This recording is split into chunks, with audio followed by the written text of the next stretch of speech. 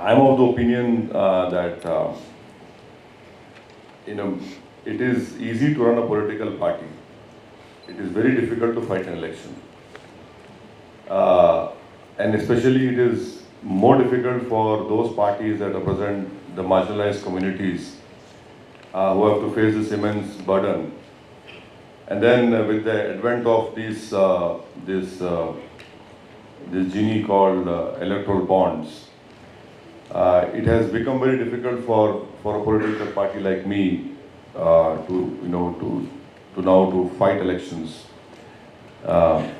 because for pressure parties and parties representing marginalized groups, there is no possibility of obliging one's donors, because these parties don't enjoy power, and nor do they have this caste and community networks that can mobilize large sums of money.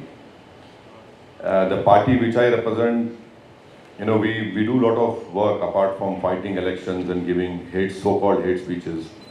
I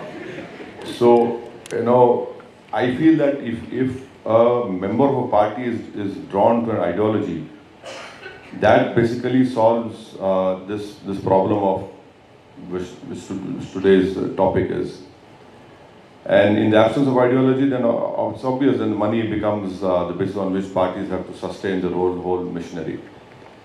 To back up what I have said is that there is empirical data which says that the Hindu upper caste hold 41% of total wealth in the country, which is almost double their population size of 22.28%.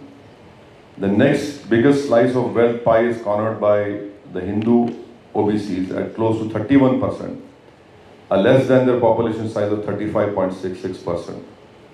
Muslims own 8% of the country's total assets, while their share of households stands at nearly 12%.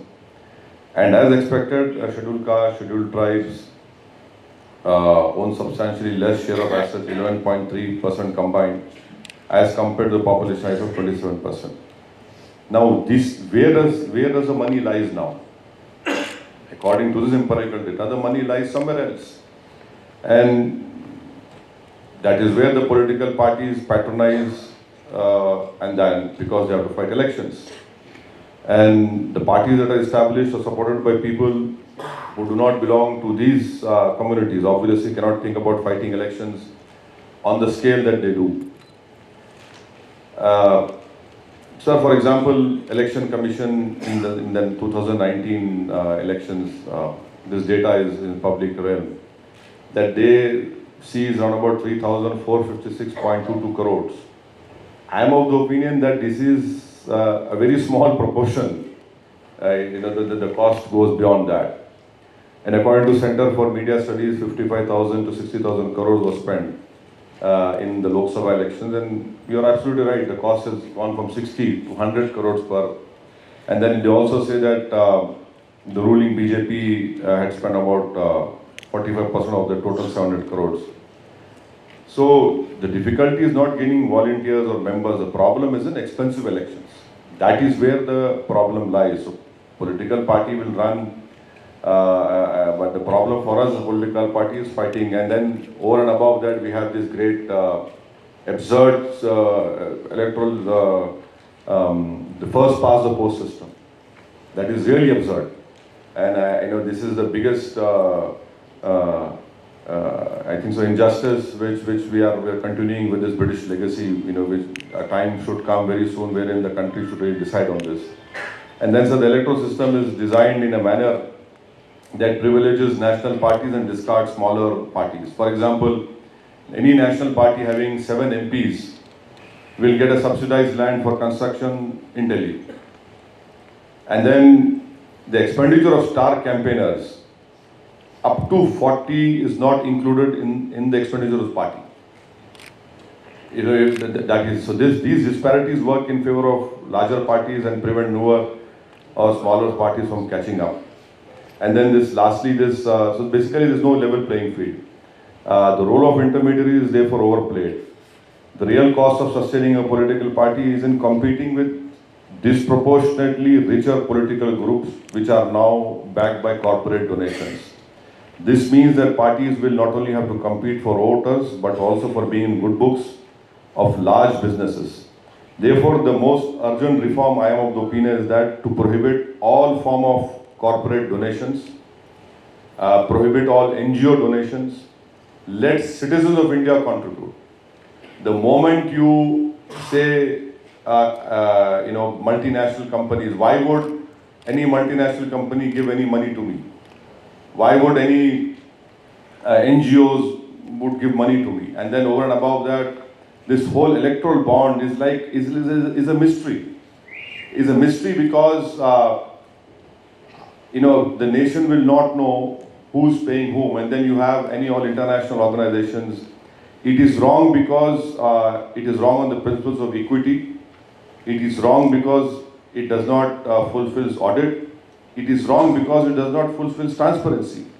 So I am of the opinion, let citizens contribute so that I am answerable to citizens. End of the day, if electoral bonds which are being given to all big political parties like Congress, BJP, and they will be more answerable to those mysterious organizations which we do not know who's giving what.